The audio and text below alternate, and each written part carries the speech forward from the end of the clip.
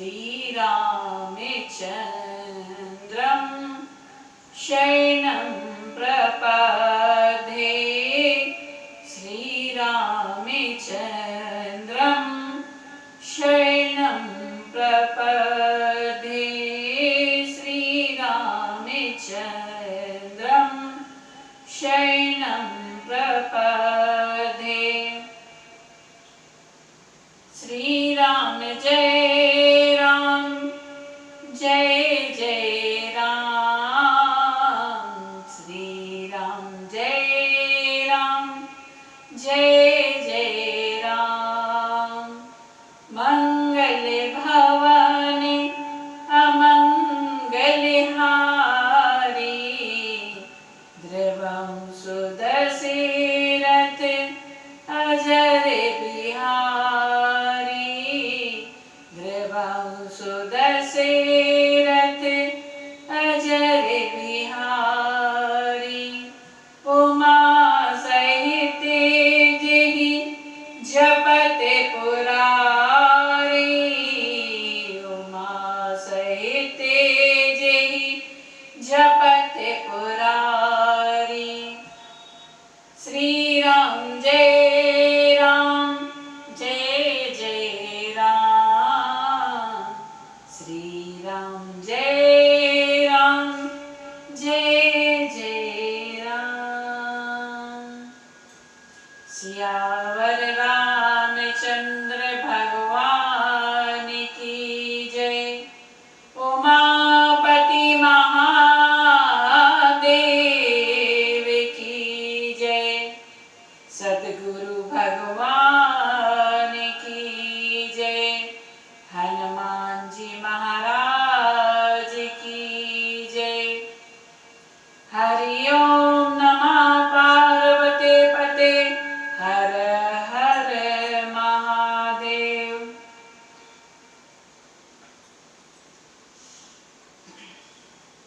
सद्गुरु भगवान के श्री चरणों में बारंबार प्रणाम करते हैं। भारत भूमि की पावन धरा मध्य प्रदेश की राजधानी भोपाल से शारदीय नवरात्रि के अवसर पर कथा को हम आरंभ करते हैं। कहते हैं कि नवरात्रि के अवसर पर भोले बाबा ने माता पार्वती को कथा सुनाई है अपनी अर्धांगिनी को, और नवरात्रि में विशेष तौर से मानस को गाना चाहिए।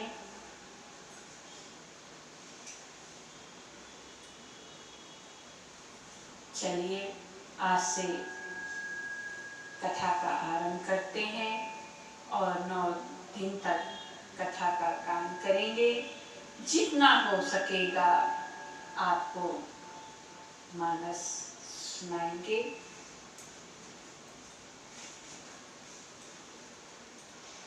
हरि अनंत हरि कथा अनंता।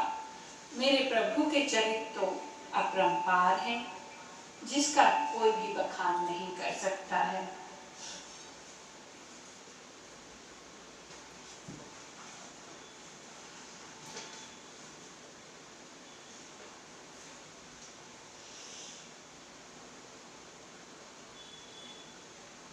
गोस्वामी जी ने सबसे पहले 7 श्लोक की रचना की, 5 सोठे लिखे, और प्रथम श्लोक में गोस्वामी जी ने सबसे पहले वाणी और विनायक की वंदना की।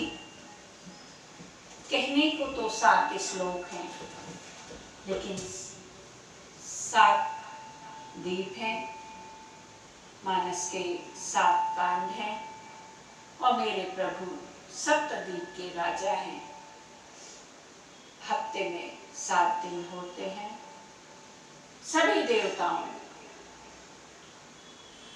का हर दिन होता है, पर मेरे राम जी का कोई भी दिन नहीं है। आप किसी भी दिन से मेरे प्रभु के नाम का गान कीजिए और किसी भी दिशा में बैठकर कीजिए, कोई नियम नहीं है। मेरे प्रभु तो बहुत ही सरल हैं, बहुत ही सहज हैं। जिन्होंने उनकी महिमा को पहचान लिया, उनके स्वभाव को जान लिया, वो उन्हीं का हो जाता है। यूं ही नारद मुनि नहीं कहते हैं मेरे प्रभु से कि हे प्रभु, मुझे आप एक वरदान दीजिए, क्योंकि मेरे प्रभु को नारद मुनि का श्राप मिला था। इसलिए नारद मुनि जब उनसे मिलते हैं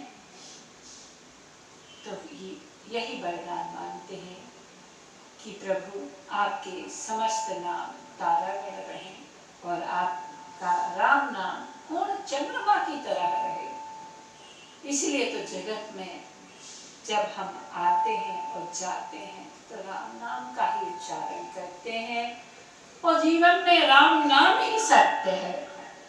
भोले बाबा सती से कहते हैं, ओ माँ कहूँ मैं अनुभव अपना, सत हरि भजन जगत सब सपना। ये जगत सपना ही तो है,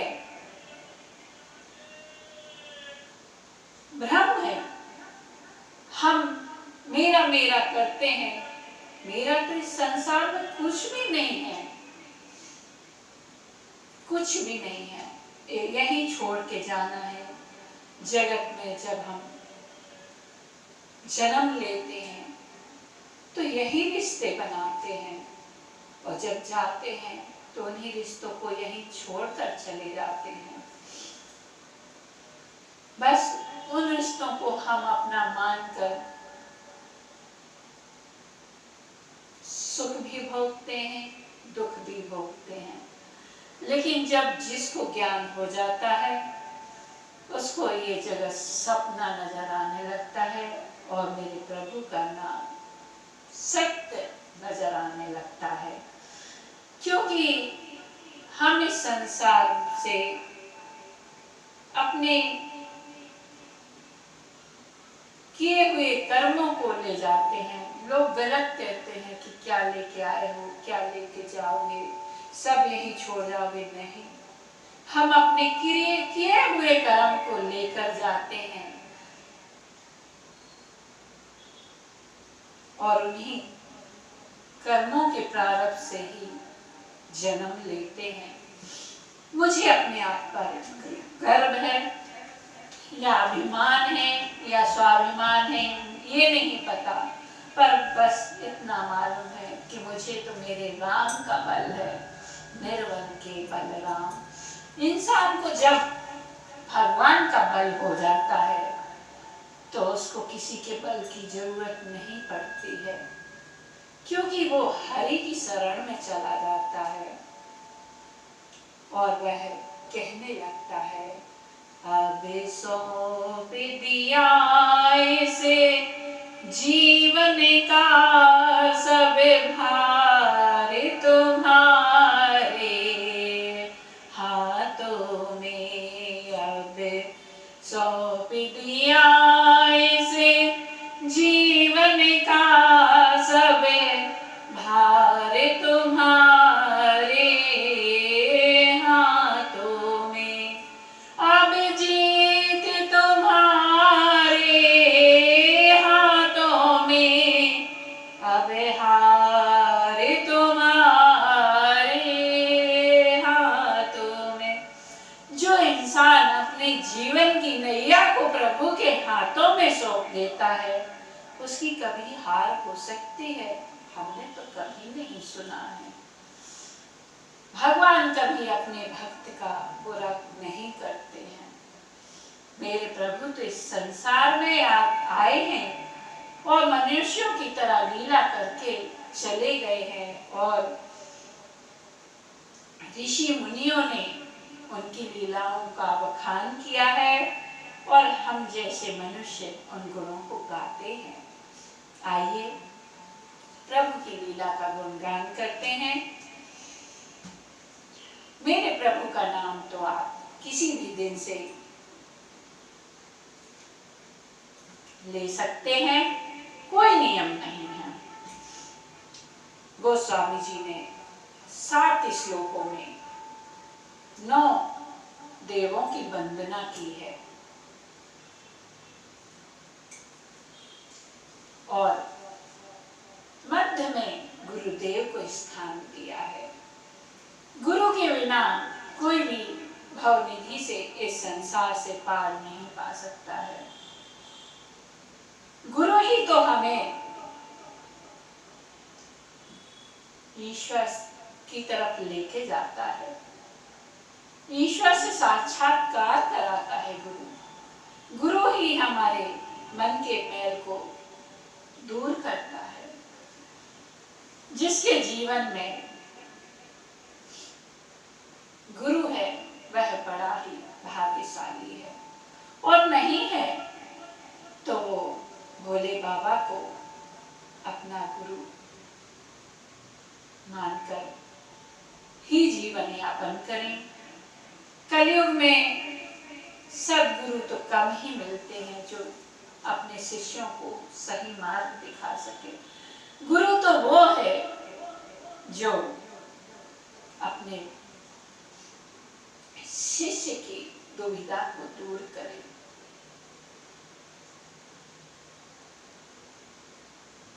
गोस्वामी जी कहते हैं कि मैं मानस को अनेक पुराणों से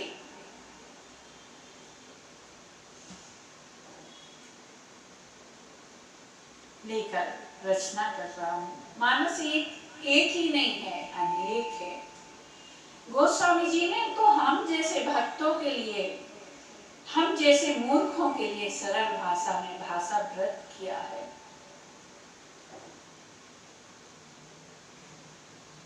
आज गोस्वामी जी ना होते तो हर घर में मानस ना होती, हर घर में राम ना होता। ये उन्हीं की तो देन है। गोस्वामी जी कलयुग में ही तो जन्म लिए हैं। कलयुग में ही गोस्वामी जी ने प्रभु के दर्शन किए हैं। तो हम मनुष्य क्या प्रभु को नहीं पा सकते? पा सकते हैं। मेरे तो प्रभु कहते हैं कि मैं तो सहज को वैसे ही मिल जाता हूँ। मेरे प्रभु कहते हैं निर्मल मन जन सो मोहि पावा, मोहि कपट छल छिद्र न भावा। आप प्रभु के सामने समर्पित भावना से जाइए। मेरे प्रभु आपको कभी निराश नहीं होने देंगे। मेरे प्रभु की एक अनोखी बात ही है, वो जिस पर कृपा कर देते हैं उस पर कभी सपने में भी क्रोध नहीं करते हैं। मानस इसका प्रमाण है। मानस का अनुभव किया है मैंने, प्रभु की कृपा को बार बार अनुभव किया है। मैं तो जड़ हूं, मूर्ख हूं। मेरे प्रभु तो जिस पर कृपा कर देते हैं उसकी आंगन में तो सरस्वती साक्षात निवास करती है। उस भक्त की वाणी में मां जगदम्बे का निवास हो जाता है।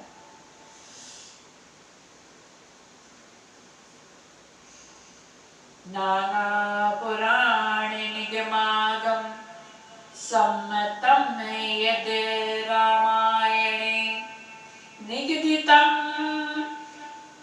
क्वचिन्देय तो अपि।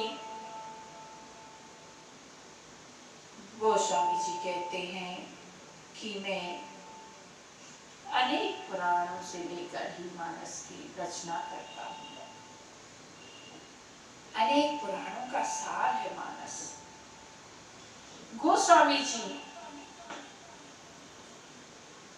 अपने मन के सुख के लिए ही रचना कर रहे हैं।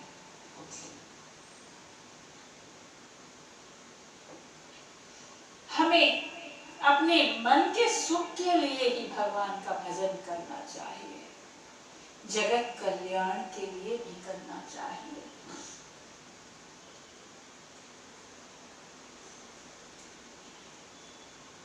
गोस्वामी जी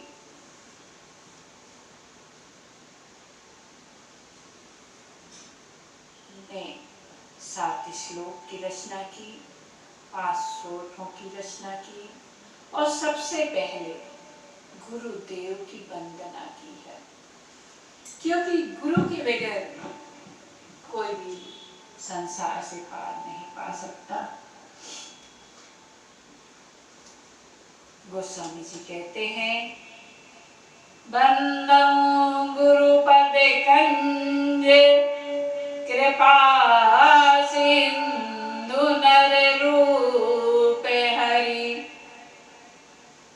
गोस्वामी जी गुप्त रूप से अपने गुरुदेव की वंदना करते हैं। गोस्वामी जी के गुरु का नाम नरहरिदास जी है। कहते हैं गुरुदेव का नाम नहीं लेना चाहिए। गुरुदेव क्या, अपने से बड़ों का भी नाम नहीं लेना चाहिए। यही शिष्टाचार है, यही हमारी संस्कृति है।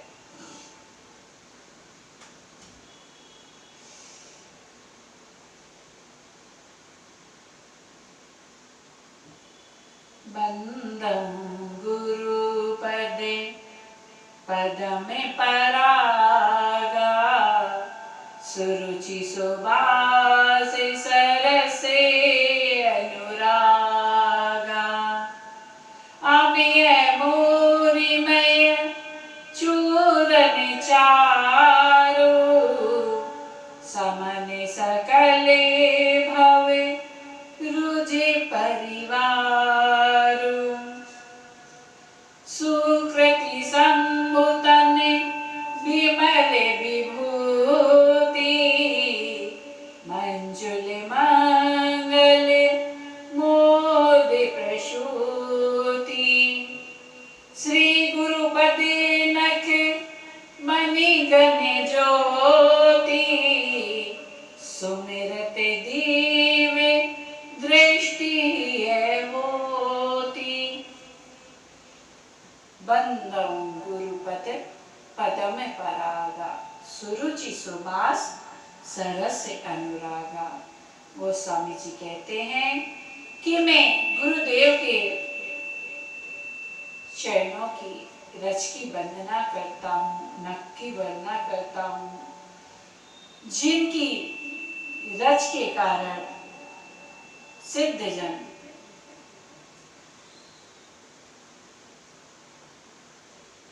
गुप्त रूप से छुपे हुए ज्ञान को देख लेते हैं, गुप्त मणि मार्ग को पहचान लेते हैं। गुरु की रस से हमारे दोष विकार मिट जाते हैं। गुरु ही तो हमें भगवान से मिलाते हैं, गुरु ज्ञान देते हैं, तभी तो हमें ब्रह्म ज्ञान होता है।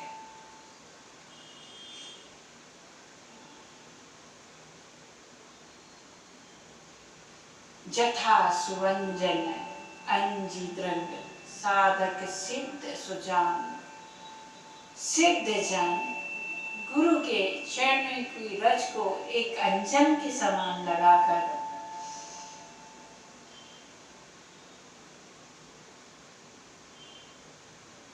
सारी गुप्त चीजों को देख लेते हैं।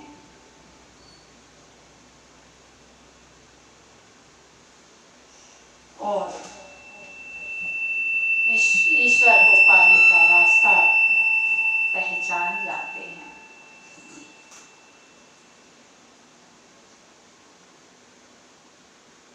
किसी चीज को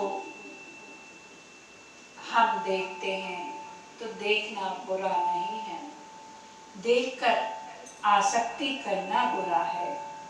और आसक्ति जैसे ही हम करते हैं तो हम मोह में फंसते जाते हैं और मोह से हमें गुरु ही छुड़ा सकते हैं। देखना बुरा नहीं है, देखकर पाने की इच्छा करना ही सबसे बड़ा गुनाह है।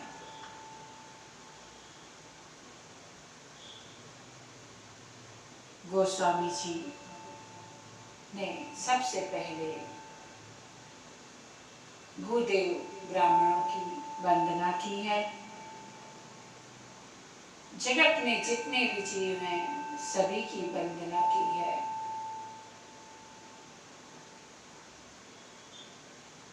किसी को भी पीछे नहीं रखा और कोई पीछे रह गया तो गोस्वामी जी कहते हैं कि भाई मुझे सब क्षमा करना।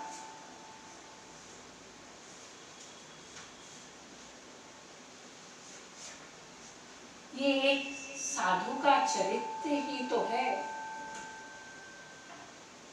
एक महान व्यक्ति ही तो ऐसी बातें कर सकता है। अपने से छोटे स्तर के व्यक्ति तक को प्रणाम कर रहे हैं गोस्वामी जी। किसी को भी पीछे नहीं रख रहे हैं और कहते हैं कि भाई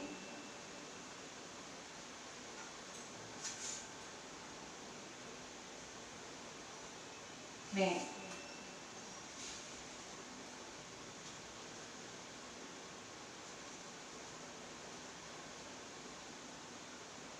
रघुपति जी का गुणगान करना चाहता हूँ। मेरी बुद्धि तो बहुत छोटी है, मेरे प्रभु का चरित्र अपार है, इसलिए कोई त्रुटि ना हो जाए।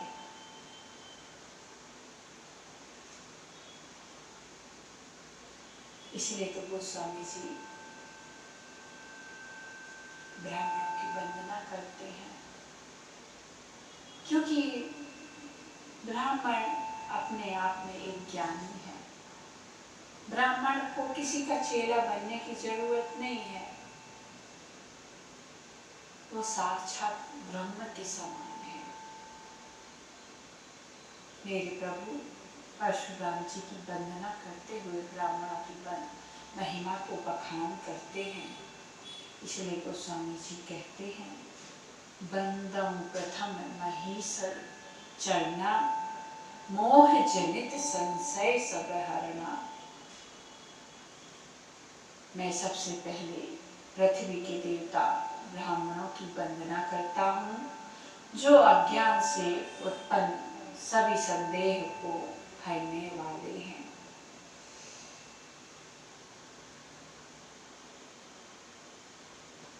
गोस्वामी जी संतों की वंदना करते हैं और कहते हैं, संत का चरित्र बहुत ही कोमल होता है, नीरस होता है, जिसमें कोई हर्ष और विषाद नहीं है। संत को ना तो कोई दुख होता है, ना कोई सुख होता है। वो तो निरंतर राम नाम जपा करते हैं, और जो राम नाम के अधीन रहता है उसको क्या सुख क्या दुख, उसको तो हर दिन अनुकूल रहता है।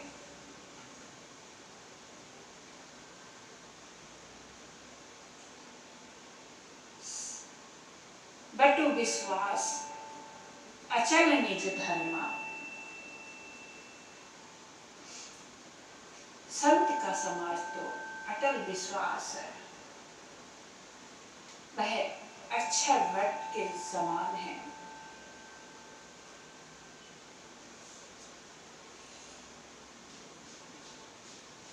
बिनु सत्य संगे विवेक न होई, बिनु सत्य संगे विवेक न होई।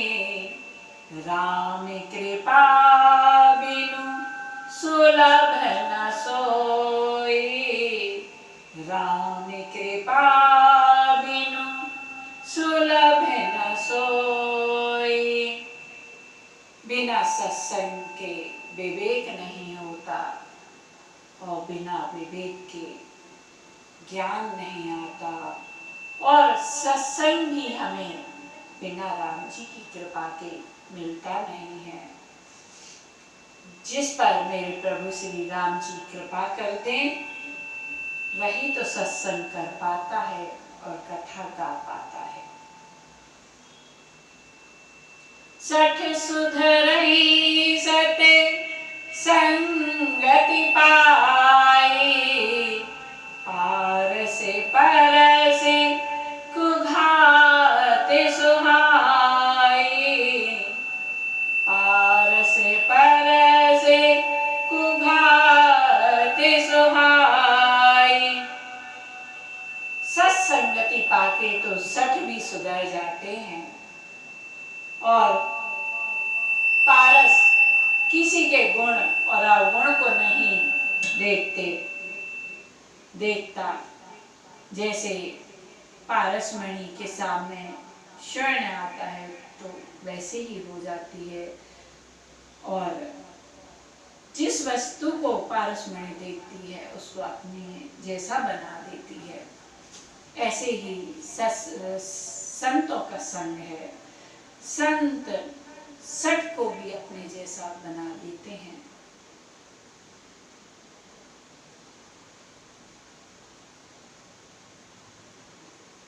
संत की महिमा तो मेरे प्रभु ने पग पग पर गाई है। मेरे प्रभु ने गुरु की महिमा को अनेक प्रकार बखाना है और ब्राह्मणों की महिमा को अनेक प्रकार बखाना है। मानस ज्ञान का भंडार है। हम मनुष्यों के ऊपर ही तो भगवान ने चरित किया है। हमें मानस अपना घर लगता है। मानस ऐसा लगता है जैसे हमारी ही कहानी है।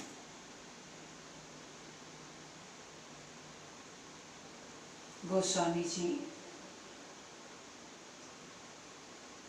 संतों की वंदना करते हैं और असज्जनों की भी वंदना करते हैं। क्या कहते हैं?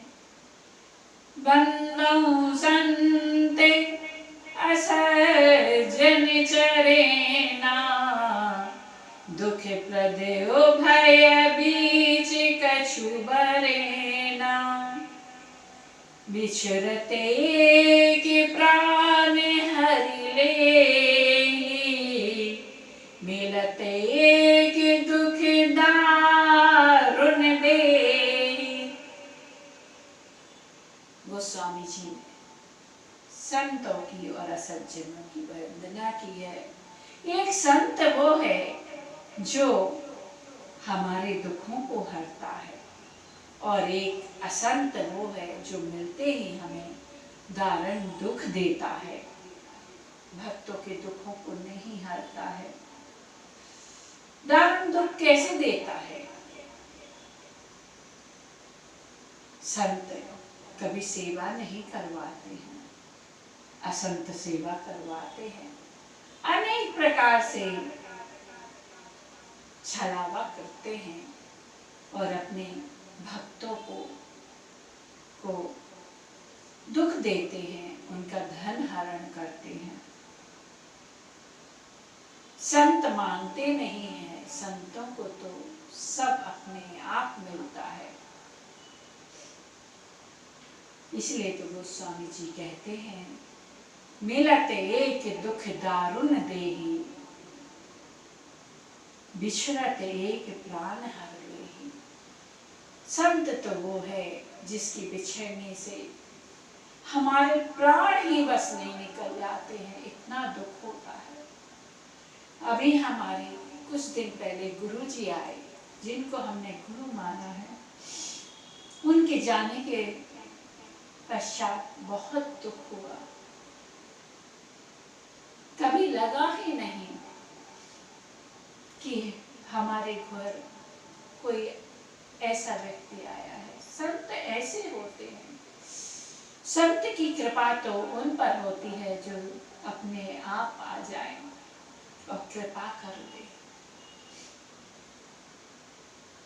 ऐसे गुरु को बारंबार प्रणाम करते हैं।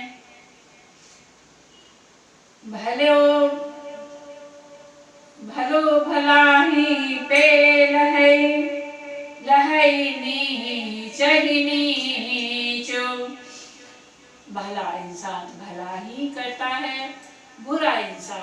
बुराई ही करता है, इसमें कोई संदेह नहीं है। सुधा सरा है अमरता गरल सरा है मीचू। अमृत का स्वभाव ही है अमृत तत्व को देना और विष का काम मारने का होता है।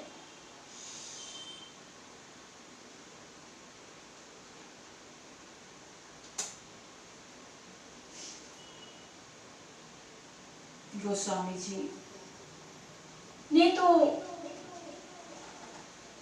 अनेक प्रकार से वंदना की है, उसको यदि हम डिटेल में सुनाए तो वंदना क्रम ही 9 दिन में पूरा ना हो।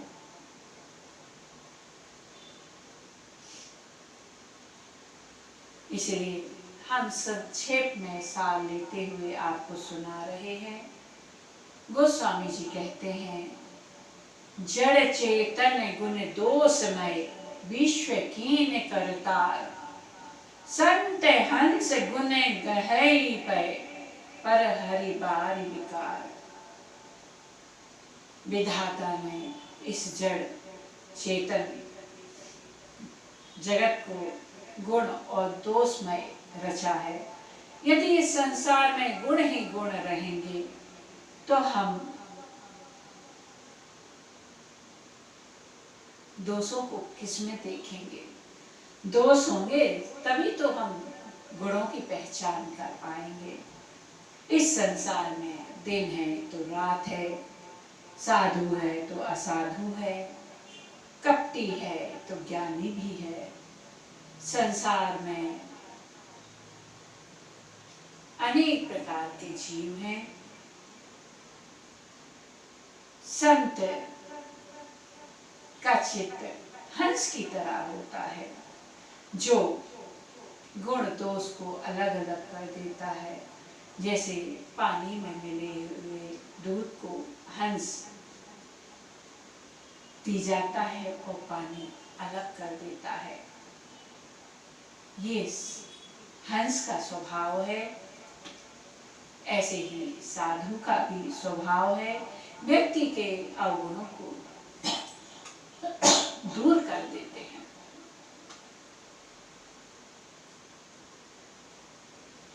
हानि कुसंग सुसंगति लाहु।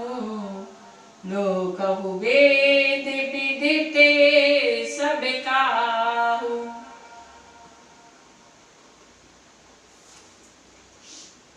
बुरा वेश बना लेने पर साधु का सम्मान ही होता है। जैसे जगत में जामवंत और हनुमान जी का हुआ। बुरे संग से हानि और अच्छे संग से लाभ होता है। यह बात लोक और वेद में है और सभी जानते हैं। गगन चढ़ई रज पवन प्रसंगा। कीचहि मिटहि नीच जल संगा। गगन चढ़ई रज पवन प्रसंगा। कीचहि मिलई नीच जल संगा। साधु असाधु मदन सुख सारी। सुमरहि राम तेहि गनि गारी। पवन के संग से धूल आकाश पर चढ़ जाती है और वही जल के संग से प्रभावित होकर कीचड़ के रूप में परिवर्तित हो जाती है। इसी प्रकार साधु के घर के तोता मैना राम राम जपते हैं और असाधु के घर के तोता मैना गालियां देते हैं। ये फर्क है।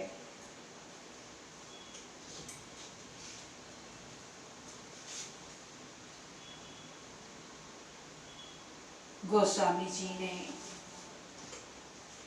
ये सारे जगत की वंदना की है। जितने भी इस धरती पर जीव हैं सभी की वंदना की, किसी को भी पीछे नहीं रखा। और कोई पीछे रह जाता है तो गोस्वामी जी कहते हैं, आकर 4,84,000 जाति जीव जल थले नभवासी, सिया राम मैं सब जग जानी, कराऊं प्रणाम जोरी जोग पानी। 84 लाख योनियों में अनेक प्रकार के जीव हैं जो जल, पृथ्वी और आकाश में रहते हैं। उन सब से भरे हुए जगत को गोस्वामी जी सिया राममय जानकर प्रणाम करते हैं।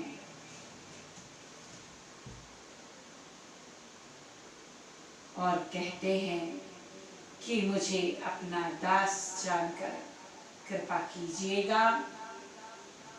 किसी ने गोस्वामी जी से कहा कि आप इतने लोगों की वंदना क्यों कर रहे हैं, क्या कारण है? गोस्वामी जी कहते हैं, करनऊ चहउ रघुपति गुण गाहा, लघुमति मोरि चरिते अवगाहा। मैं प्रभु श्री राम जी के चरित्र का गुणगान करना चाहता हूँ, पर मेरी बुद्धि बहुत छोटी है और चरित्र अपरंपार है।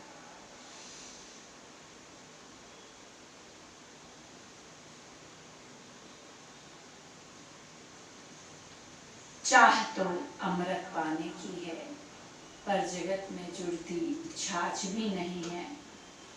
हमारी चाह तो बहुत बड़ी होती है, लेकिन हमारे सपने तो कण के बराबर भी पूरे नहीं होते। इसीलिए गोस्वामी जी यहाँ कहते हैं कि चाह तो मेरी अमृत पाने की है, जगत में जुड़ती तो हमें छाछ भी नहीं है। मानस सरोवर है, गंगा जी के समान है, पवित्र है। हम गंगा जी के पास तो बहुत ही कम जा पाते हैं, लेकिन शिव जी द्वारा, शिव जी के मुखारविंद से जो मानस रूपी गंगा बह रही है, उसमें हम नित्य गोते लगाते हैं। इसलिए हमें मानस रूपी गंगा में नित्य स्नान करना चाहिए। इसका कोई नियम नहीं है, सोते जागते उठते बैठते कभी भी आप गोते लगाते रहो, अपने आप भवसागर से तर जाएंगे। गोस्वामी जी ने सबसे पहले अवधपुरी की वंदना की है। अवधपुरी कौन क्या है? अवध, अवध का मतलब है जहाँ कोई वध नहीं हुआ। अयोध्या का मतलब है जहाँ कभी कोई युद्ध नहीं हुआ। मेरे प्रभु की नगरी इतनी पावन है। त्रेता युग में कभी कोई दुखी नहीं रहा। मेरे प्रभु जहाँ के राजा हों, वहाँ किसी को किसी चीज की कमी नहीं रहती। हम अपने मन रूपी राज्य में अपने प्रभु को राजा बनाकर स्थापित करते हैं, जिनकी कृपा से हमारे मन रूपी मनोरथ में कभी कोई कमी ना हो। गोस्वामी जी ने अवध की वंदना की, सरजू मैया की वंदना की, अवधपुर वासियों की वंदना की,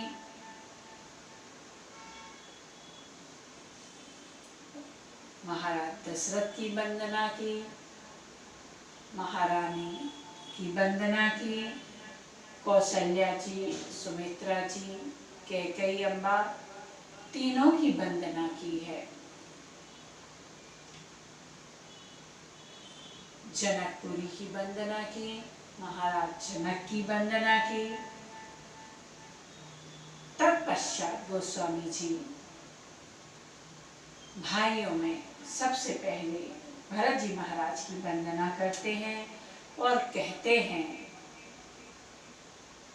प्रणबौ प्रथम भरत के चरण चरेना, प्रणबौ प्रथम भरत के चरेना, जासुने में व्रत जाई न बरेना, जासुने में व्रत जाई न बरेना। गोस्वामी जी सबसे पहले भरत जी महाराज की वंदना करते हैं और कहते हैं कि मैं इनकी वंदना करता हूँ जिनका प्रेम मैं अपने मुखारबिंद से वर्णन नहीं कर सकता, जिनका वर्णन तो स्वयं श्री राम जी भी नहीं कर पाए प्रेम का। भरत जी साधु हैं और साधु वो है जो दो सपने में और गुण सब में देखे। भरत जी तो भरत जी हैं।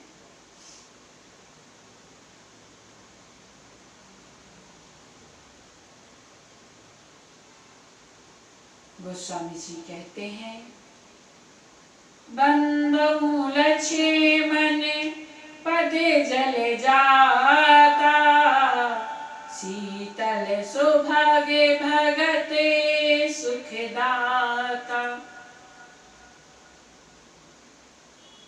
गोस्वामी जी लक्ष्मण जी की वंदना करते हुए कहते हैं कि इनकी वंदना करने से समस्त प्रकार के दोष अवगुण मिट जाते हैं और जिनकी कृपा सुख देने वाली है।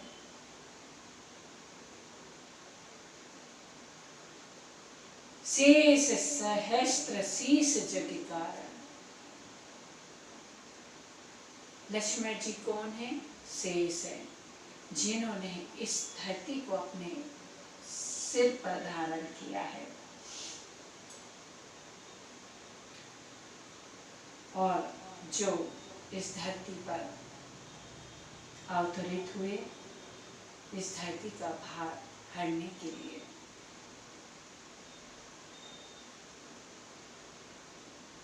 सदा सो सानुकूल रहमो पर, कृपा सिंधु सो मित्र गुणाकर। लक्ष्मण जी महाराज सदा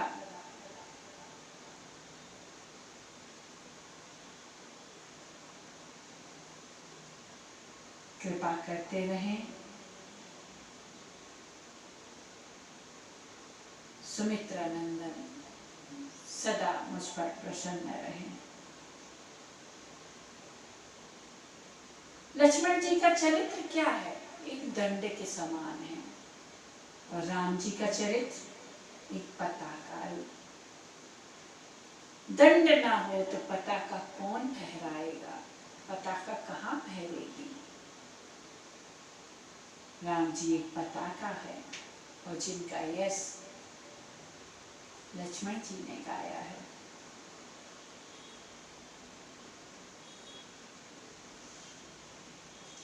रिपुसूदन पद कमल नमामि, सुर सुशील भरत अनुगामी।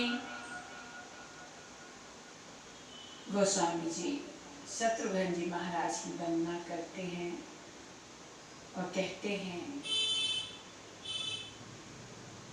कि जो भरत जी के पीछे पीछे चलने वाले हैं, मैं उनकी वंदना करता हूँ।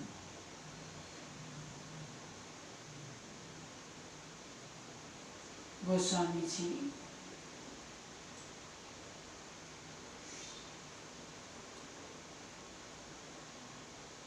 कहते हैं, क्या कहते हैं, सबका पात्र अलग अलग है। भरत जी का अलग है, लक्ष्मण जी का अलग है, शत्रुघ्न जी महाराज का अलग है। सभी भक्त हैं प्रभु के, एक से बढ़कर एक भक्त है। अब एक और भक्त की वंदना करते हैं गोस्वामी जी और कहते हैं, महावीर बिन बहु हनुमाना, राम जासु जस आप बखाना। गोस्वामी जी राम भक्त हनुमान की वंदना करते हैं और कहते हैं, जिनका यश तो स्वयं श्री राम जी ने वखान किया है, मैं उनकी वंदना करता हूँ। भगवान श्री राम जी जब लंका से वापस आए और राजा बने, हनुमान जी मेरे प्रभु के पीछे पीछे चलते हैं, उनकी सेवा करते हैं। राजसभा में कई लोगों को ये बात खटकने लगी। तब राम जी भरत जी को संबोधित करते हुए कहते हैं कि हे भरत, ये जो कपी है इसके एहसान हम पर बहुत हैं, इसका एहसान मैं नहीं उतार सकता। इसने तो लखन के प्राणों को बचाया है, जानकी को बचाया, और तो और हे भरत तुम्हें भी बचाया है। हे भरत, यदि ये ना होता तो जानकी का संदेशा कौन लाता। रावण के देश गयो, सिया को संदेशो लायो। रावण के देश गयो, सिया को संदेशो लायो। कभी न जो धागिनी बातें अभिमान की। रावण के देश गयो, सिया को संदेशो लायो। मेरे प्रभु हनुमान जी के गुणों का स्वयं गान करते हैं।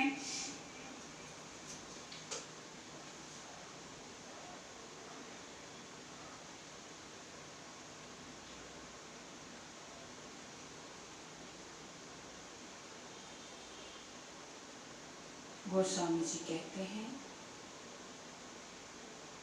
क्रम तो देखिए कितना प्यारा है गोस्वामी जी का,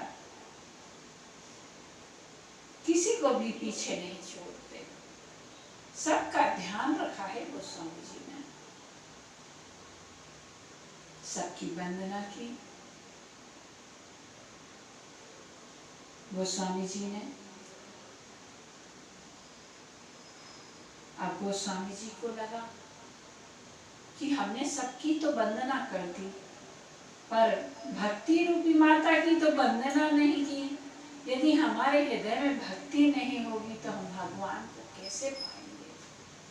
इसलिए गोस्वामी जी कहते हैं वंदना करते हुए, जनकी सुता जग जननी जानकी, अतिशय प्रिय करुणा निधान की।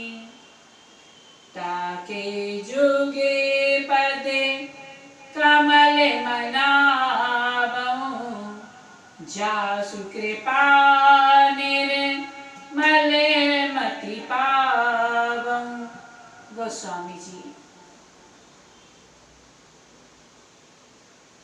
राजा जनक की पुत्री की वंदना करते हैं, जगत की माता की वंदना करते हैं, करुणा निधान की प्रियतमा की वंदना करते हैं और उनके चरणों को मनाते हैं और कहते हैं कि हे देवी, आपकी कृपा के बिना मैं निर्मल बुद्धि नहीं पा सकता, सो आप मुझ पर कृपा कीजिए। मैं प्रभु के, आपके स्वामी के गुणों का गान करना चाहता हूँ। जब तक हमारे हृदय में भक्ति नहीं होगी तो हम भगवान को कैसे पाएंगे। गोस्वामी जी भक्ति रूपी माता की वंदना करते हैं और मेरे प्रभु की वंदना करते हैं और प्रभु की वंदना करते हुए मेरे प्रभु के नाम का बखान करते हैं और कहते हैं, वंदऊ नामे रामे रघुवरे को, हेतु कृशानु भानु हिम करे को। गोस्वामी जी राम नाम रूपी नाम की वंदना करते हैं और कहते हैं कि मेरे प्रभु का नाम अग्नि के समान है और चंद्रमा किरणों के समान है। सूर्य का काम है रोशनी देना, चंद्रमा का काम है शीतल करना। मेरे प्रभु का नाम तो जगत में उजियारा करने वाला है और मन को शीतल करने वाला है। इसलिए तो कहते हैं, हेतु कृशानु भानु हिम प्रभु। मेरे प्रभु का नाम सूर्य के समान है और चंद्रमा के समान शीतल करने वाला है। महामंत्र जय जपत महेशु, काशी मुक्ति हेतु उपदेशु। मेरे प्रभु श्री राम जी का नाम तो भोले बाबा निरंतर जपते रहते हैं और काशी में मरने वाले हर प्राणी को मुक्ति दे देते हैं। जब हम इस जगत से जाते हैं तो हमें चार काल्हे पर ले जाया जाता है और राम नाम सत्य है कहा जाता है। मरने के बाद क्यों कहा जाता है? हम मरने के पहले ही राम नाम जप लें। हमें पता हो कि राम जी का नाम सत्य है। भोले बाबा को भस्म क्यों लगाई जाती है?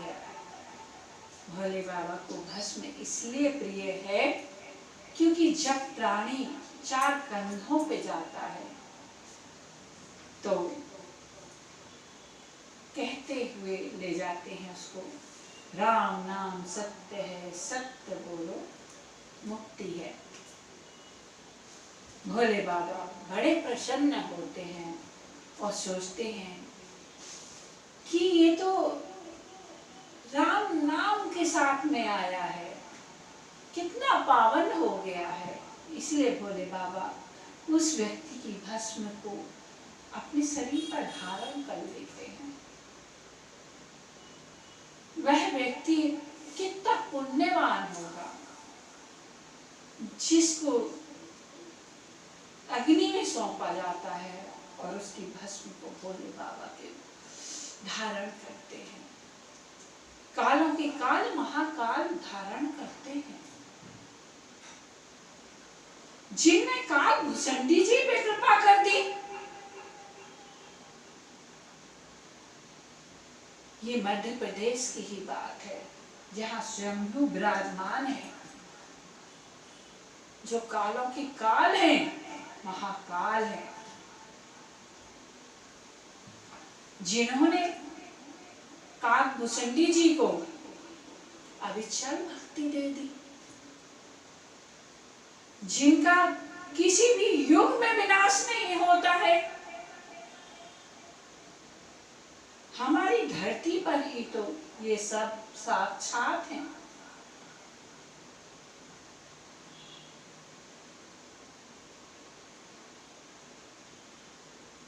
एक ब्राह्मण की कृपा से ही तो कागभूषणी जी को राम भक्ति मिली है। कागभूषणी जी तो भोले बाबा के भक्त थे, ब्राह्मणों का निरादर करते थे। जब वो एक बालक थे, भोले कहते हैं ना कि राम जी को पाना है तो भोले बाबा की भक्ति करो, और भोले बाबा को पाना है तो राम जी की भक्ति करो। ये दोनों आपस में पूरक हैं, एक दूसरे से जुड़े हुए हैं। भोले बाबा के इष्ट देव हैं राम जी। कागभूषणी जी के भी बाल स्वरूप राम जी हैं, इष्ट। हमारी भक्ति इतनी चरम सीमा पर जाना चाहिए कि हमें निरंतर भक्ति मिल जाए। जगत में कुछ भी पाना कठिन नहीं है, बस दृढ़ संकल्प होना चाहिए। कलयुग है, कलयुग में नियम तो नहीं हो पाते हैं, पर बहुत सरल नियम भी बताया गया है कि आप संसार में रहें, नित्य कर्म करते रहें और राम नाम जपते रहें। जैसे महाराज जनक जी विदेह थे, संसार में रहते थे पर संसार से परे, निरंतर उनका मन ब्रह्म में लगा रहता। ऐसे ही हम प्राणी को भी रहना चाहिए, जगत के नित्य कर्म करते हुए संसार से विरक्त रहना चाहिए, तभी तो आनंदमय रहते हैं।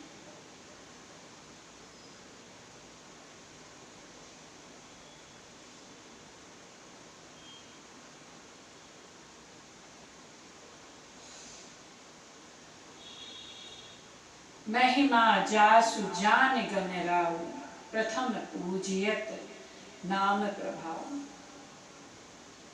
मेरे प्रभु के नाम की महिमा को गजानन जी ने भली भांति जाना है, इसी के कारण वह प्रथम पूजनीय हुए हैं। एक समय की बात है, कार्तिक जी और गजानन जी में आपस में बहस हो रही थी।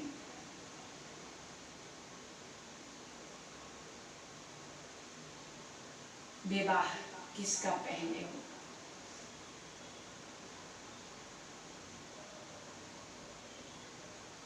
ज्ञान की स्पर्धा भी हो रही थी। भोले बाबा ने दोनों पुत्रों को बुलाया और कहा, जो भी इस ब्रह्मांड का भ्रमण करके आ जाएगा वो सबसे पहले पूजनीय होगा, बुद्धिमान होगा और उसका विवाह भी पहले होगा। गजानन जी का वाहन तो मूषक है, कार्तिक जी का वाहन मयूर है।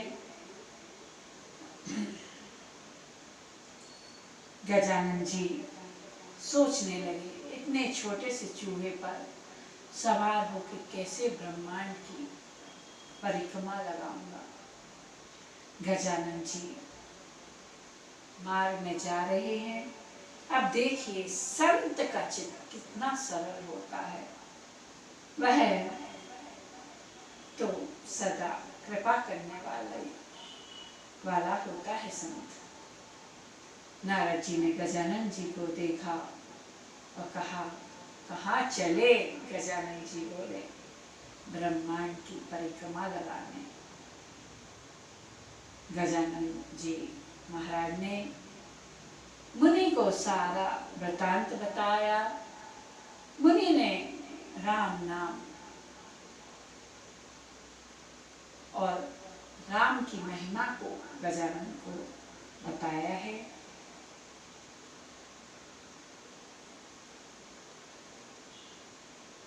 गजानन महाराज ने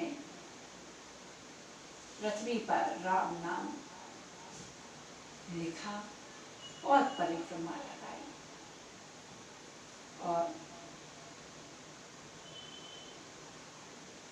भोले बाबा के पास जाते हैं।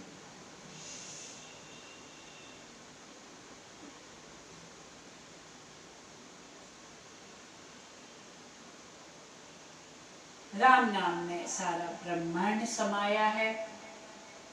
इसी कारण से गजानन जी प्रथम पूजनीय हुए हैं। जाने आदि कवि नाम प्रताप, आदि कवि वाल्मीकि जी भी प्रभु के नाम का प्रताप जानते हैं। भैरव शुद्ध करी उल्टा जाल, उल्टा नाम मारा मारा जप कर पवित्र हो गए हैं।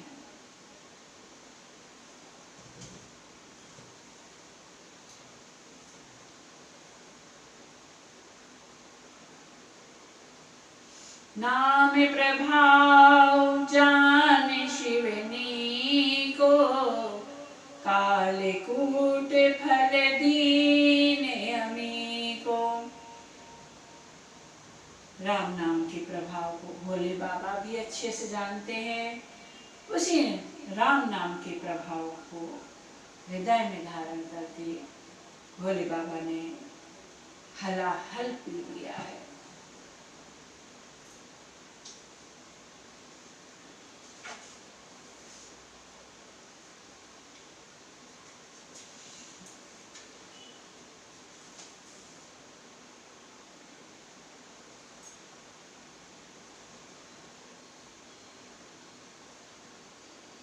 मेरे प्रभु का चरित्र तो अपरंपार है।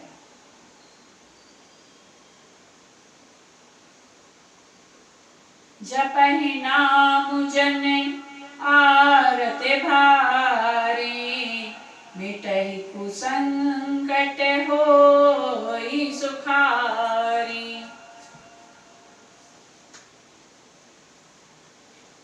मेरे प्रभु का नाम जपने से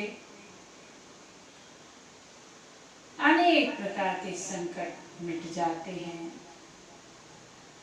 अर्थ की कामना करने वाले को अर्थ मिलता है, जिज्ञासा करने वाले को ज्ञान मिलता है।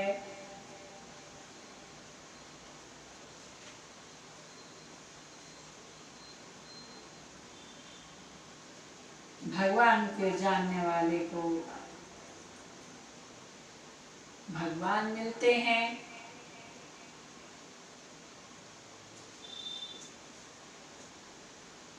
जो जिस प्रकार की कामना करता है उसको उस प्रकार का फल मिलता ही है। मानस एक सरोवर है। मानस के 4 घाट हैं। पहला कर्म घाट, दूसरा ज्ञान घाट, तीसरा भक्ति घाट, चौथा दैन्य घाट, शरणागति घाट।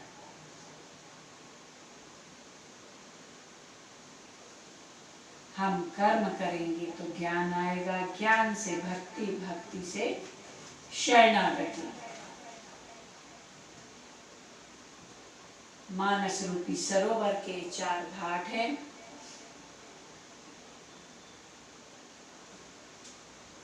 और चारों घाट पर एक ही वक्ता है और एक ही श्रोता है। जहाँ वक्ता एक, श्रोता एक, वही तो कथा सारे जगत में प्रसिद्ध होती है। क्योंकि श्रोता भली एक हो, पर कथा को ध्यान से सुनो।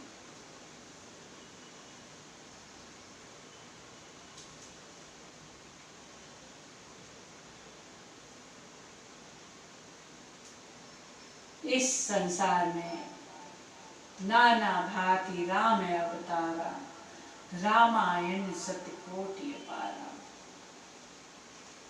मेरे प्रभु के अनेक अवतार हैं, हुए हैं, और मानस भी अनेक प्रकार से लिखी गई है, इसमें कोई संशय नहीं है। गोस्वामी जी कहते हैं, संवत 131 करऊं कथा, हरि पद धरि सीसा। 1631 में इस कथा का आरंभ करता हूँ। नौमी भौम 12 मधुमासा, अवधपुरी यह चरित्र प्रकाशा।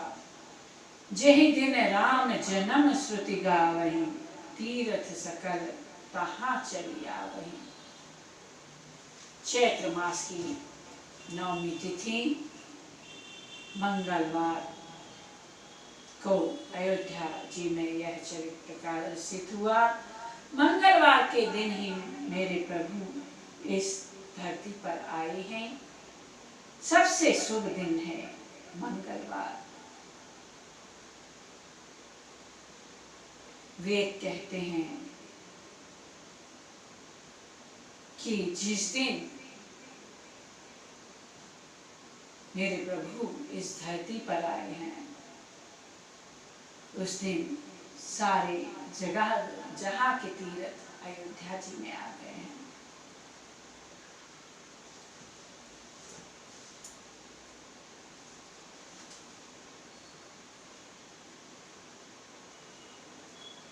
गोस्वामी जी कहते हैं, मैं कोई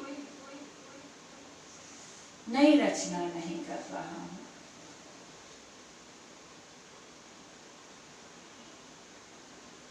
ये तो पहले ही रची गई है।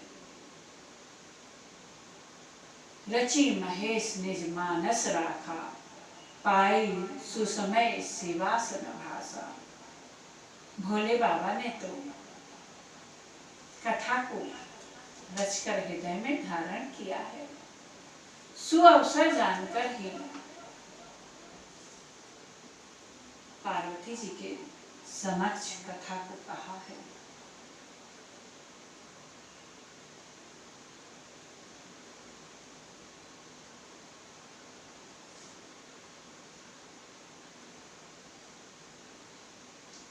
सुठी सुंदर संवाद बर, विरचे बुद्धि विचारी। ते यही पावन सुभग सर, घाट मनोहर चारी।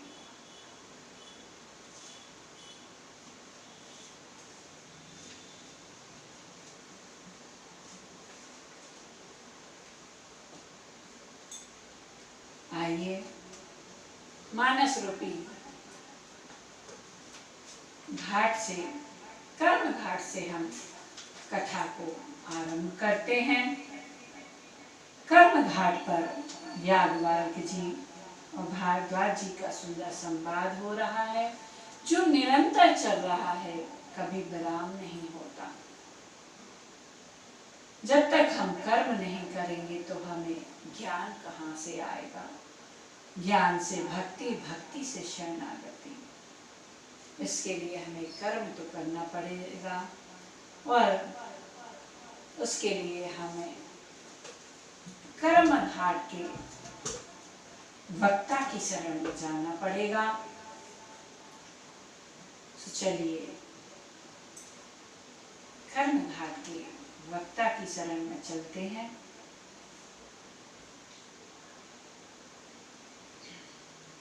भारद्वाज मुनि बसहि प्रयागा, तिनहि राम पद अति अनुरागा।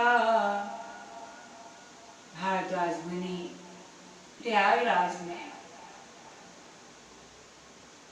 निवास करते हैं, जिनका श्री राम जी के चरणों में अनुराग है, प्रेम है।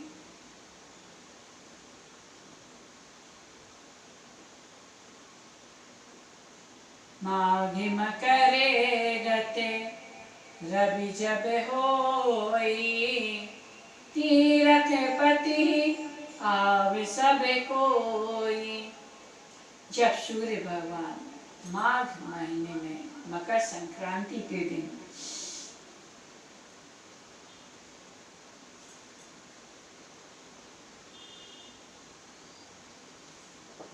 मकर राशि में प्रवेश करते हैं,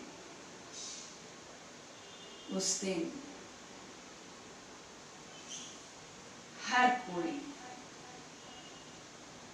प्रयागराज त्रिवेणी में स्नान करने के लिए जाते हैं। वैसे तो कहा जाए त्रिवेणी हर घर में है। हम प्रयागराज जाते हैं तो दो नदी को ही स्पष्ट रूप से देख पाते हैं। सरस्वती जी लुप्त हैं, छुपी हुई हैं। ऐसे ही हमारे घर में भी त्रिवेणी है। वो कैसे?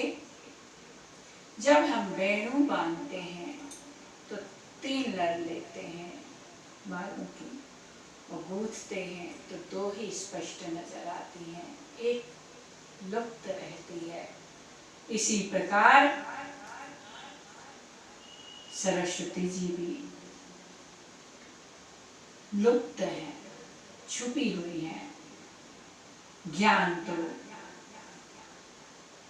सत्संग से ही आता है। ऐसे ही सरस्वती जी की कृपा उन्हीं पर होती है जो उनको जानने की जिज्ञासा रखता है।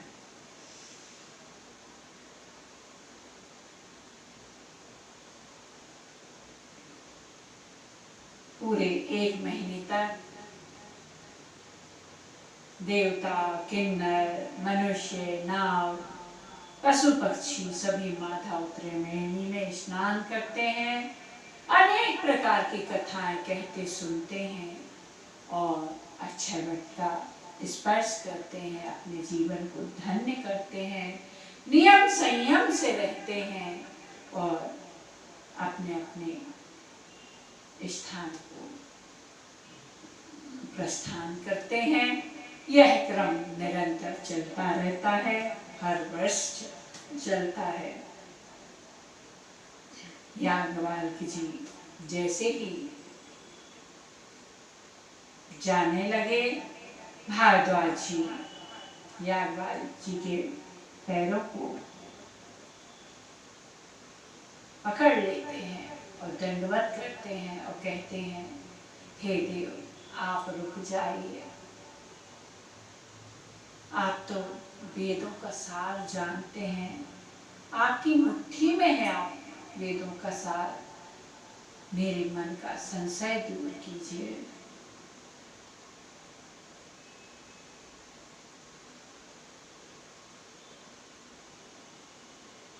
जब हमारे मन में संशय आता है तो हमें उस संशय का निराकरण करना चाहिए। कहते हैं डॉक्टर से रोग नहीं छुपाना चाहिए, गुरु से भेद नहीं छुपाना चाहिए। एक गुरु ही है जो हमें सही मार्ग पर ले जा सकते हैं।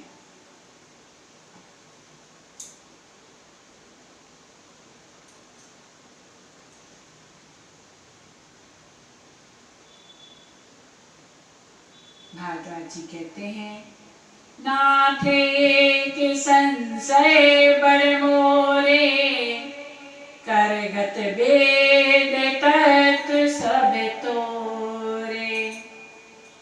हे नाथ, मेरे मन में बड़ा भारी संशय है, उसको दूर कर दीजिए।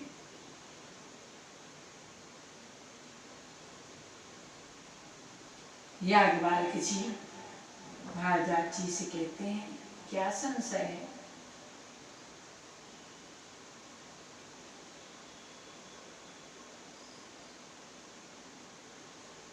भारद्वाज जी कहते हैं, राम नाम कर अमित प्रभावा, संत पुराण उपनिषद गावा।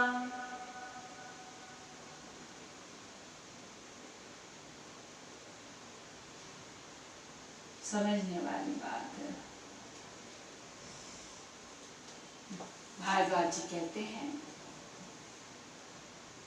संत और पुराण उपनिषद सब राम नाम का प्रभाव गाते हैं।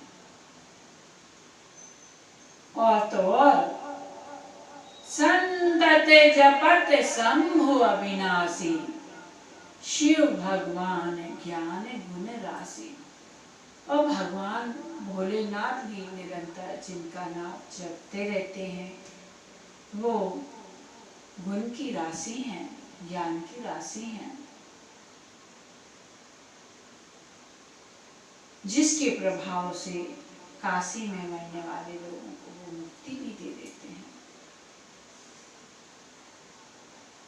तो हे प्रभु,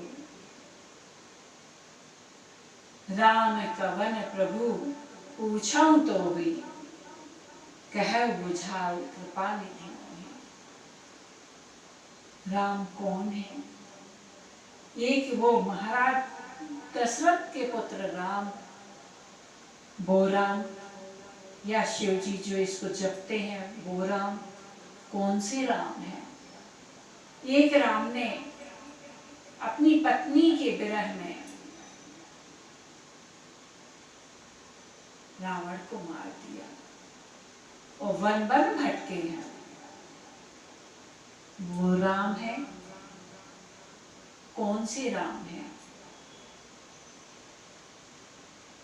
राम एक अवदेश को मारा, तिन कर चरित विदित संसार। एक राजा दशरथ के पुत्र राम है, जिनका चरित्र सारा संसार जानता है। क्या वो राम है? भारद्वाज जी कहते हैं, जैसे मिटे मोर ब्रह्मारी, करम सुकथा नाथ विस्तारी। जिस प्रकार से मेरा भ्रम दूर हो, आप मुझे वही कथा विस्तार पूर्वक सुनाइए।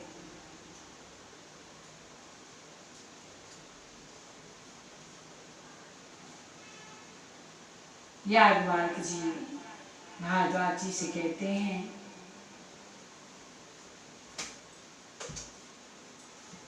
कि हे भारद्वाज, राम भगत तुम मन क्रम बानी, चतुराई तुम्हारी मैं जानी।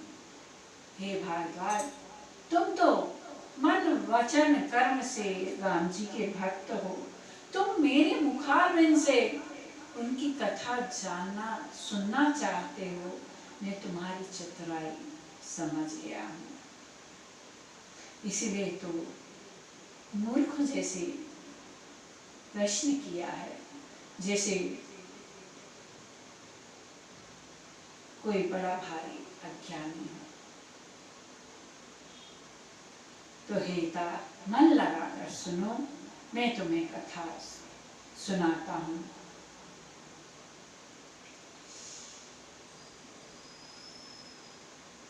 याज्ञवल्क्य जी कहते हैं, राम कथा नहीं शेष विशाला, राम कथा कालिका कराला।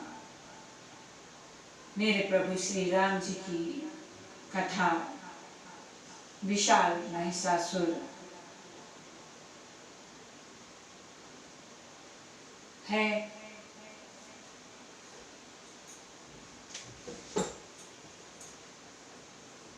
को वध करने वाली है। हमारा मोह है बड़ा भारी, अज्ञान रूपी महिषासुर है। श्री राम जी की कथा भयंकर काली जी है।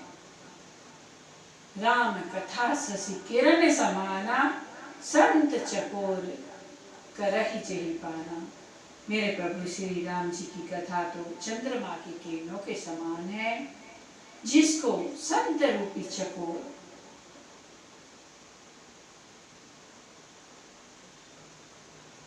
नित्य पान करते हैं। चकोर एक पक्षी है जो चंद्रमा को पूर्ण देखकर बड़ा प्रसन्न होता है और टकटकी लगाए हुए देखता है। गोस्वामी जी कहते हैं कि ये संवाद चल रहा है, कितना प्रिय संवाद है।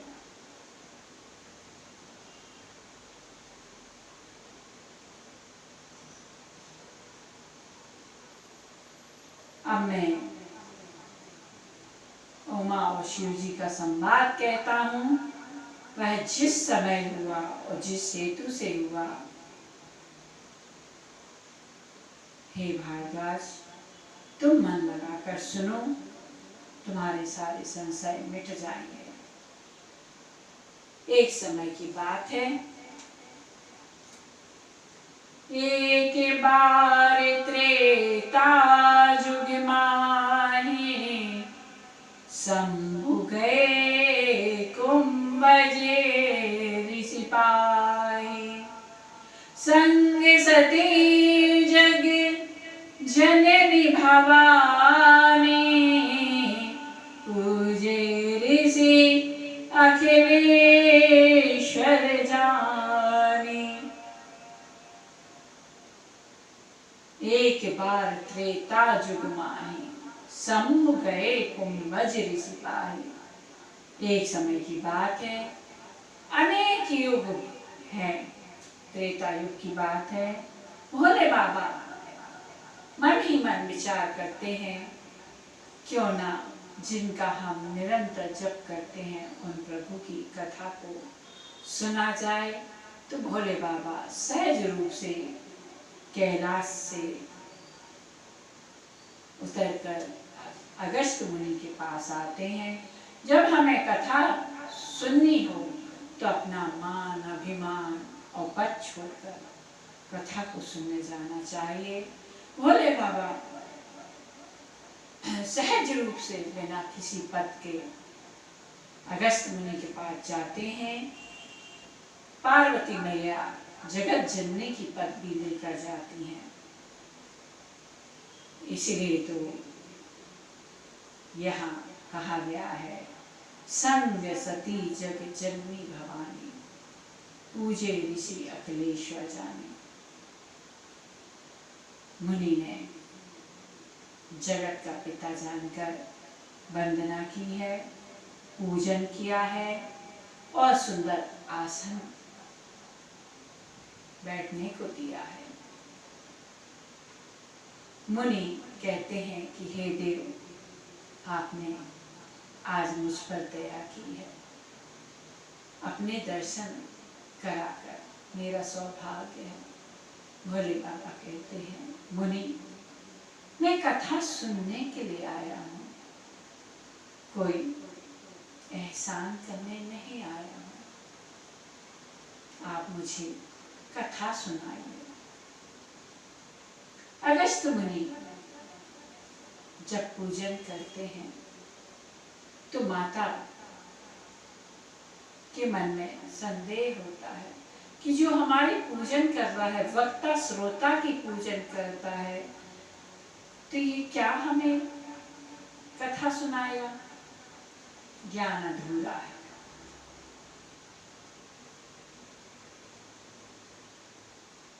वक्ता और श्रोता जब एक हो जाते हैं तो ज्ञान अपरंपार होता है।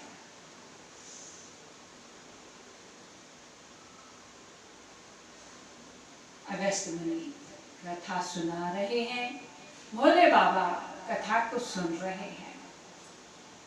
कथा कहते कहते अगस्त मुनि की वाणी गदगद हो जाती है, मुंह से शब्द नहीं निकलते हैं।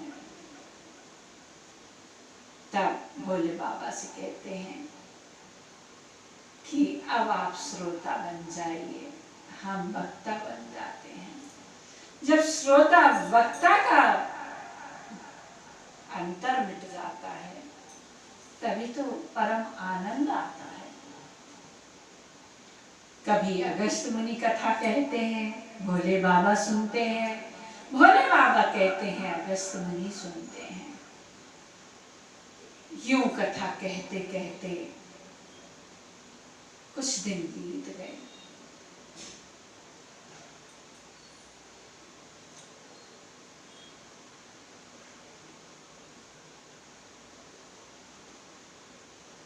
सुनी महेश परम सुख माने, ऋषि पूछिए हरि भक्ति सुहाए।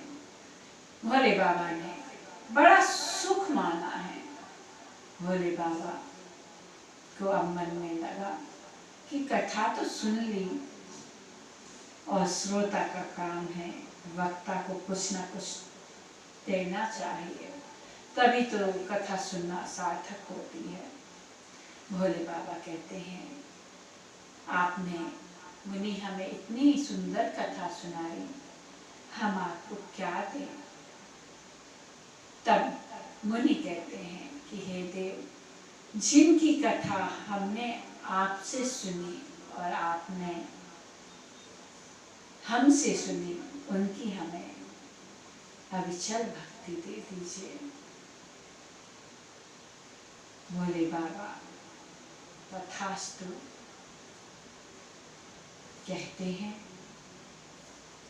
और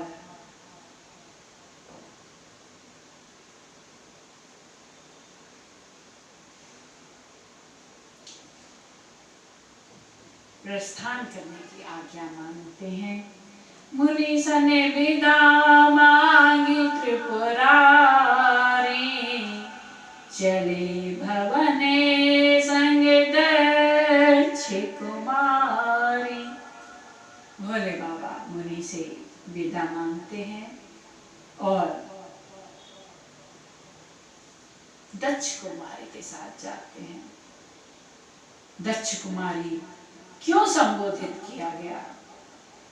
इसलिए संबोधित किया गया, दक्ष का मतलब है चतुर। जब सती आई थी तो गोस्वामी जी ने उनको जगत माता अनेक पदवियों से उनका सम्मान किया था, लेकिन उन्होंने कथा को नहीं सुना। इसलिए यहाँ श्रोताओं में से सती का नाम हटा दिया और दक्ष कुमारी संबोधित कर दिया। दक्ष का मतलब है चतुर।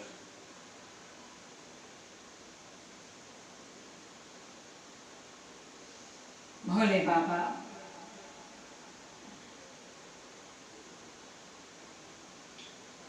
अगस्त मुनि से विदा मांग कर दंडक वन से कैलाश की ओर जा रहे हैं।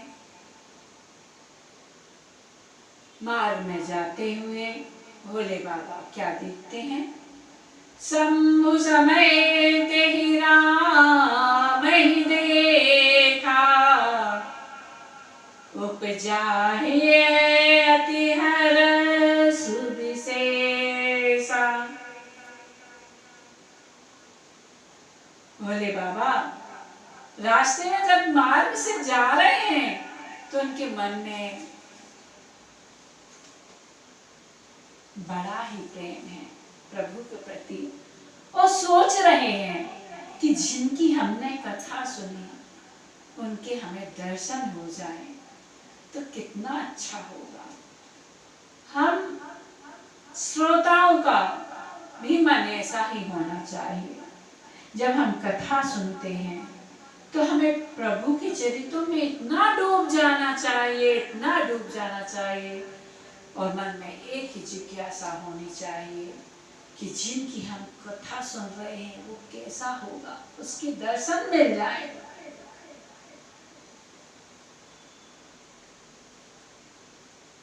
भोले बाबा भी मार्ग में ऐसा विचार करते हुए जा रहे हैं। और भक्त विचार करे और भगवान ना सुने। राम जी दूसरी ओर जा रहे थे।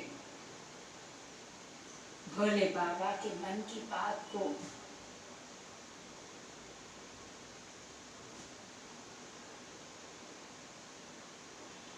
जाना और वो सोच जाने लगे जहां से भोले बाबा जा रहे हैं।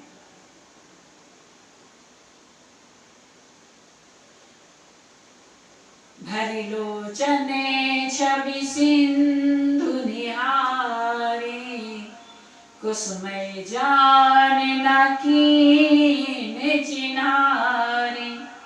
भोले बाबा ने प्रभु के दर्शन किए और बड़ा आनंद प्राप्त किया, पर अच्छा समय न जानकर उनके पास जाना उचित नहीं समझा और अनजान की तरह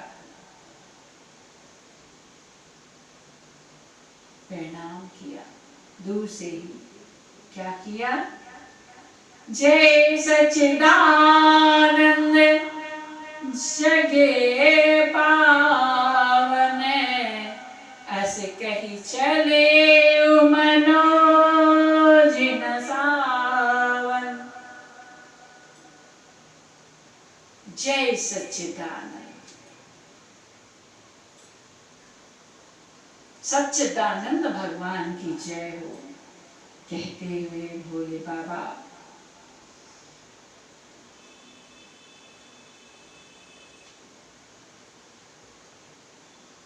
आगे बढ़ गए। यहाँ सती के मन में संदेह उत्पन्न हो गया। संदेह उसी व्यक्ति के मन में उत्पन्न होता है जो सत्संग नहीं करता, कथा नहीं सुनता। सती ने यदि कथा को सुना होता तो संदेह नहीं करती। माता मन में सोचने लगी कि ये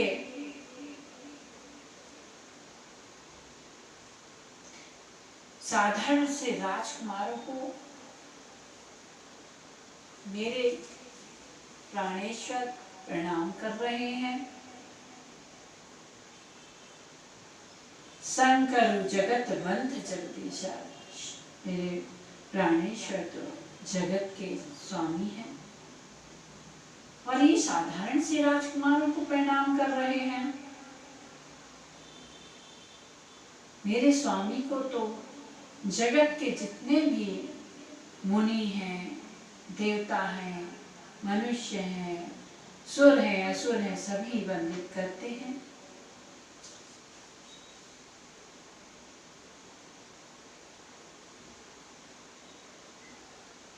वही स्वामी दो साधारण से राजकुमारों को प्रणाम कर रहे हैं और कह रहे हैं जय सच्चिदानंद। जैसे ही माता के मन में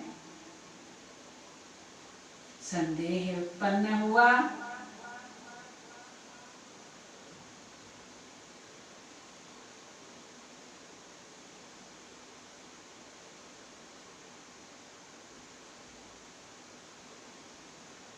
सती के मन में उथल पुथल मची है और सोच रही हैं ब्रह्म में जो व्यापक विरज अज सकल अनेह अभेद, जो ब्रह्मा सर्व व्यापक है, माया रहित है, अजन्मा है, अगोचर है, इच्छा रहित है, भेद रहित है, जो बिना कान के सुनता है, बिना आंखों को देखता है, बिना नासिका के सुगंध लेता है, बिना मुख के सब ग्रहण करता है। क्या है वह? ये साधारण बालक हो सकता है क्या?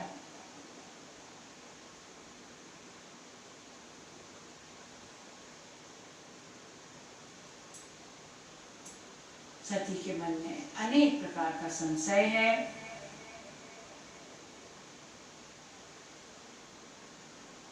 भोले बाबा सती के मन के दशा को जान गए और कहने लगे, हे देवी,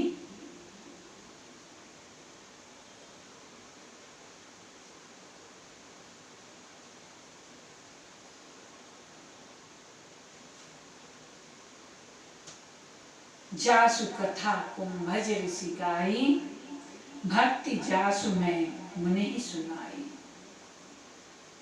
सोई मम इष्ट देव रघुवीरा, सेवत जाहि सदा मुनि धीरा। हे देवी, जिनकी कथा मुझे अगस्त मुनि ने सुनाई, तो जिनकी भक्ति मैंने उनको प्रदान की है, ये वही इष्ट देव मेरे राम जी हैं और उनको सदा ऋषि मुनि जपते हैं। इसलिए हे देवी, तुम मन में कोई संदेह मत धरो। लाग ना उर उपदेशु, जदपि कहे शिव बार बहु। भोले बाबा ने अनेक प्रकार से समझाया, पर सती की समझ में नहीं आया।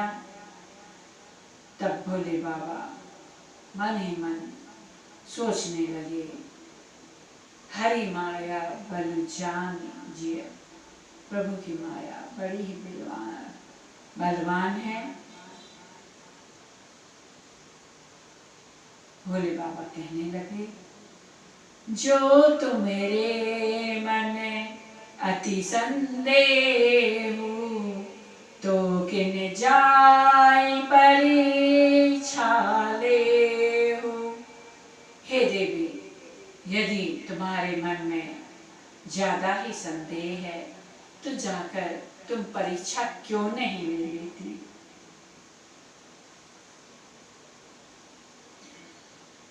भोले बाबा ने तो सिर्फ कहने के लिए ही कहा कि सती मान जाएंगी।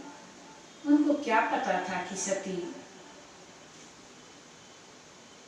परीक्षा लेने के लिए तैयार हो जाएंगी। जैसे जाय मोह भ्रम भारी, करउ सुजतन विवेक विचारी। भोले बाबा कहते हैं, हे देवी, जिस प्रकार से तुम्हारा भ्रम दूर हो वही करना, लेकिन ध्यान रखना विवेक का त्याग मत करना। यदि विवेक का त्याग कर दोगी तो परिणाम अच्छा नहीं होगा। चली सती शिव आय सुपाए, करहि विचार करो का भाई। सती भोले बाबा की आज्ञा पाकर मार्ग में जा रही हैं और सोच रही हैं क्या किया जाए, किस प्रकार से परीक्षा ली जाए। इधर भोले बाबा मन ही मन अनुमान कर रहे हैं, दक्ष सुता कहूं नहीं कल्याण, दक्ष कन्या का अब कल्याण नहीं है।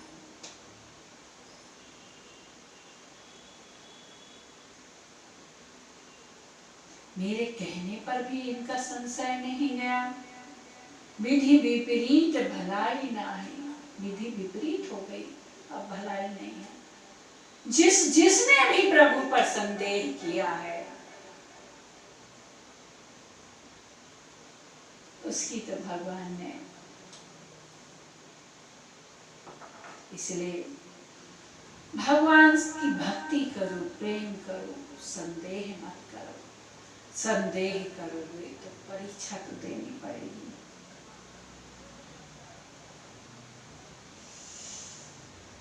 यहाँ भोले बाबा ने अनेक प्रकार से सती को समझाया है। जब सती नहीं मानी तब भोले बाबा कहते हैं, होय सोई जो राम रचि राखा, को करी तर्क बड़ा बेसाखा। भोले बाबा ने अनेक प्रकार से समझाया है, जब सती नहीं समझी तब कहा है होय सोई राम रचि राखा। हम अनेक प्रकार से जब प्रयत्न कर चुके होते हैं और सफल नहीं होते हैं तब हमें ये कहना चाहिए होय सोई राम रचि राखा। हम प्रयत्न करते नहीं हैं और कहने लगते हैं होय सोई राम रचि राखा। नहीं, पहले कर्तव्य करो उसके बाद कहो। ऐसे कही लगे जपने हरि नामा, गई सती जह प्रभु सुख धामा। भोले बाबा प्रभु का ध्यान करने लगे और सती वहां गई जहां सुख की राशि मेरे प्रभु श्री राम जी अपनी पत्नी को ढूंढ रहे हैं। सती मन में विचार कर रही हैं कि मैं किस प्रकार से परीक्षा लूं। तो सती के मन में आता है कि क्यों ना मैं जिनकी खोज ये कर रहे हैं राजकुमार, उनकी पत्नी का रूप धारण कर लूं। यदि ये जगत पिता होंगे तो हमें पहचान जाएंगे और साधारण राजकुमार होंगे तो नहीं पहचान पाएंगे। देखिए, पर ब्रह्म को ध्यान लगाने की जरूरत नहीं पड़ती है। मेरे प्रभु राम जी ने कोई ध्यान नहीं लगाया, सती को जैसे ही सामने से आते देखा है और पहचान गए। सबसे पहले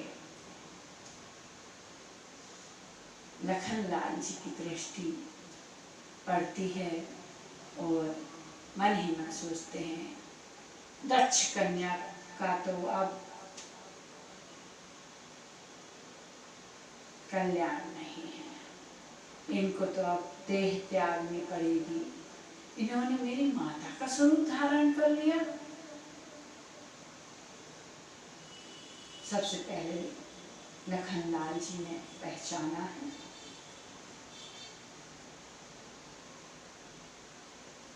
लेकिन कहना उचित नहीं समझा।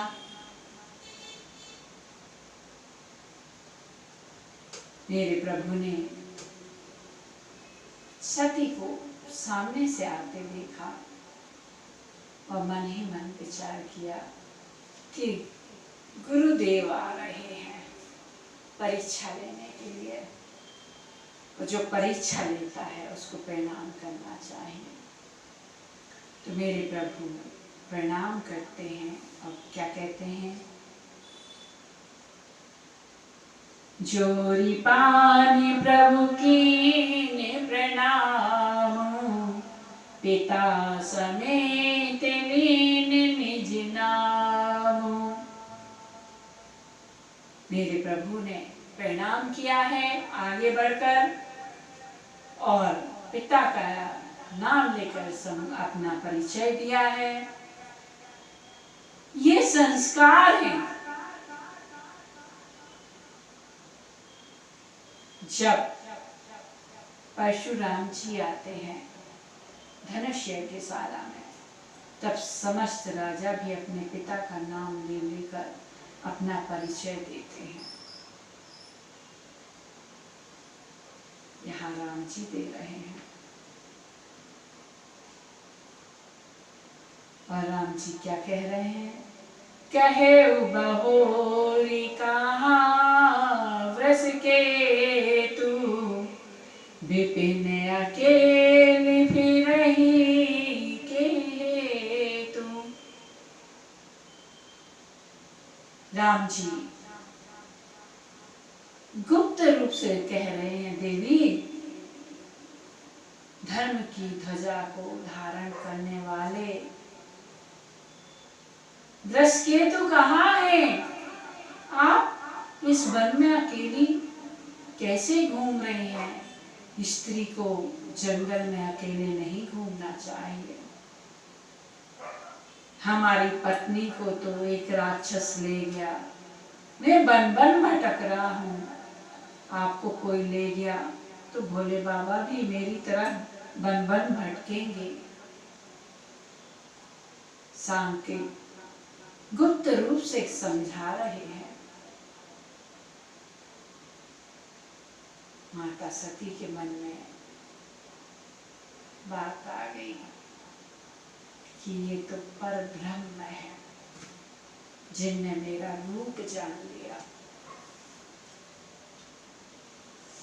और मन में सोचने लगी कि मैंने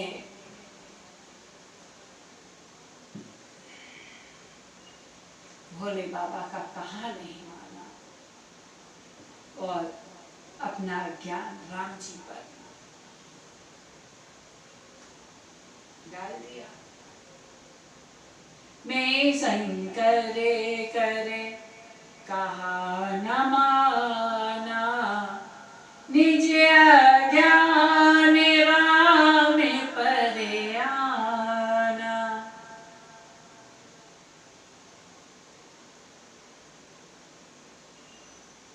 अब मैं जाकर क्या उत्तर दूंगी, और उनके मन में पश्चाताप होने लगा। पश्चाताप रूपी अग्नि प्रज्वलित हो गई। जाना राम सती दुख पावा, निज प्रभाव कछु प्रगट जनावा। मेरे प्रभु समझ गए कि सती को पश्चाताप हुआ है, बड़ा भारी दुख हुआ है, इसलिए मेरे प्रभु ने अपना प्रभाव प्रकट किया।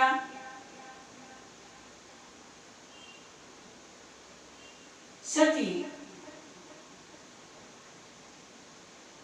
जिस ओर देखती हैं उस ओर राम लखन जानकी, दाएं देखती हैं तो राम लखन जानकी, बाएं देखती हैं तो राम लखन जानकी, पीछे देखती हैं तो राम लखन जानकी, सामने देखती हैं तो राम लखन जानकी।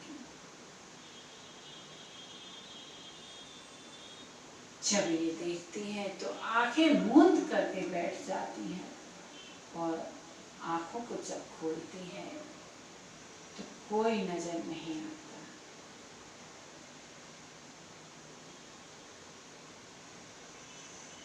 मन में पश्चाताप करती हैं,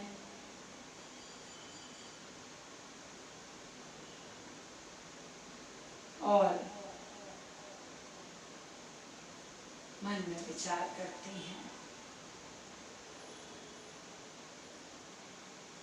कि अब मैं क्या करूं।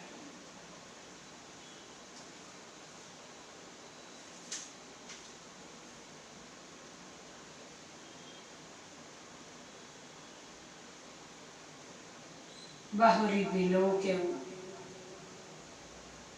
नयन उभारी, कछु न दीखता है दक्ष कुमारी। जैसे ही दक्ष कुमारी ने आंखों को खोला है, वहां कोई नजर नहीं आया, और वहां चली है जहां भोले बाबा उनका इंतजार कर रहे हैं।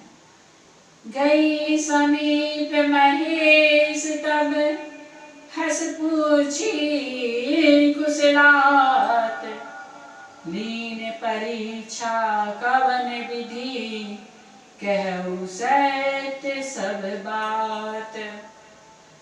जैसे ही सती भोले बाबा के पास जाती हैं, भोले बाबा कहते हैं, हे देवी सत्य सत्य कहो, तुमने परीक्षा किस प्रकार ली है। सती यहाँ छिपाव किए कर जाती हैं और कहती हैं, दक्ष की कन्या जो ठहरी चतुर है, इसलिए छिपाव करती हैं, और नारी का स्वभाव ही होता है, इसलिए भोले बाबा से कहती हैं कछु न परीक्षा लीन गोसाई, करहु प्रणाम तुम्हारी नाई। हे देव, मैंने तो कोई परीक्षा नहीं ली, मैंने तो बस आपकी तरह जाकर प्रणाम किया है। उस समय मैंने प्रणाम नहीं किया था, इसलिए वहां जाकर प्रणाम किया है। भोले बाबा सोचते हैं कि देवी को प्रणाम करना ही था तो यहीं से कर लेती, उतनी दूर जाने की क्या जरूरत थी। कुछ तो गड़बड़ है, कुछ तो गड़बड़ है। भोले बाबा ध्यान लगाकर देखते हैं। अब भोले बाबा को ध्यान लगाने दीजिए। अगली कथा हम कल सुनाएंगे आपको। तब तक की जय जय सिया राम। बार बार बर मांगो, हर सी देहु श्री रंग, पद सरोज अन पायने,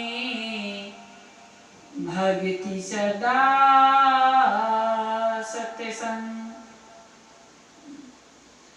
मौसम दीन न दीन हित, तुम्हें समान रघुवीर, अस विचारी रघुवंश मणि, हरहु विषम भवभीर।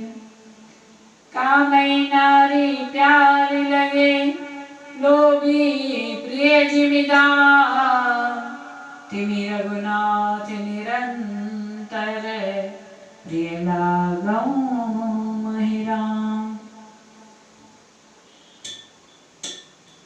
सियावर रामचंद्र भगवान की जय। हरि ओम नमः पार्वते पते, हर हर